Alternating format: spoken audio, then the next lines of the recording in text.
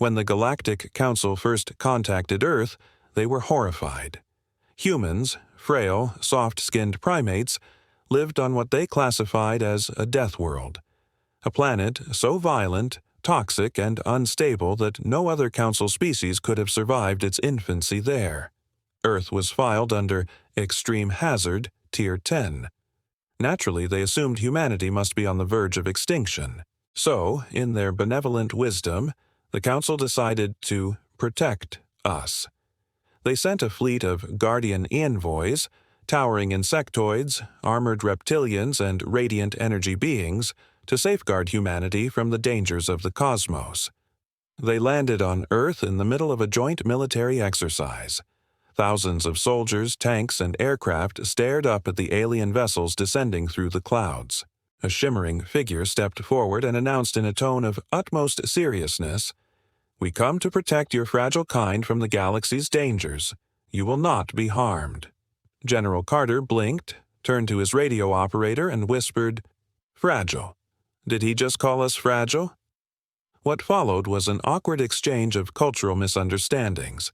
The aliens insisted that humans required constant supervision to prevent injury. The humans, politely at first, explained that they had survived everything their planet threw at them. The aliens didn't believe it. They insisted on demonstrating their strength. One of them, a massive crystalline warrior, lifted a tank into the air with an energy field. Impressive, sure, until a nearby Marine chuckled and said, "Cool trick. Want to see ours?" Moments later, the Marine fired a shoulder-mounted rocket that split a boulder in half. The explosion echoed across the valley. The alien dropped the tank in shock. That was day 1. By week 3, the Guardians realized their mission was unnecessary. They watched as humans conducted training drills that looked like open warfare. They saw medics sprint through gunfire to drag wounded comrades to safety. They saw engineers build orbital launch systems out of spare parts and duct tape. And when the Guardians tried to protect a human research vessel from a space kraken, the humans didn't retreat. They charged. Commander Reyes, pilot of the ISS Dauntless, radioed calmly as plasma tentacles wrapped around his ship. "No worries, we got this." The ship's railguns tore through the creature's shell like paper. The Guardians, watching from orbit, stood speechless. Later, one of them approached a human officer.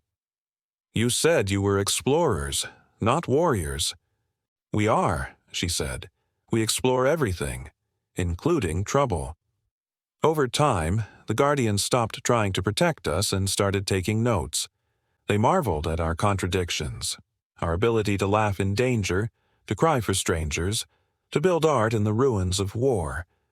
They couldn't understand how creatures so fragile-looking could hold so much fire inside.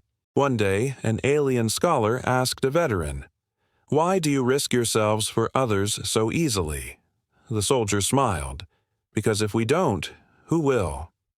That answer spread through the Council faster than any report or treaty. The galaxy began to see humanity not as victims, but as something rare, beings who could survive the worst, yet still choose kindness. And so, the Guardians stayed, not as protectors, but as students. They came to guard humanity, but by the end, we didn't have the heart to laugh at their mistake, because they finally understood the truth. We didn't need protection. We just needed someone to believe we were worth protecting.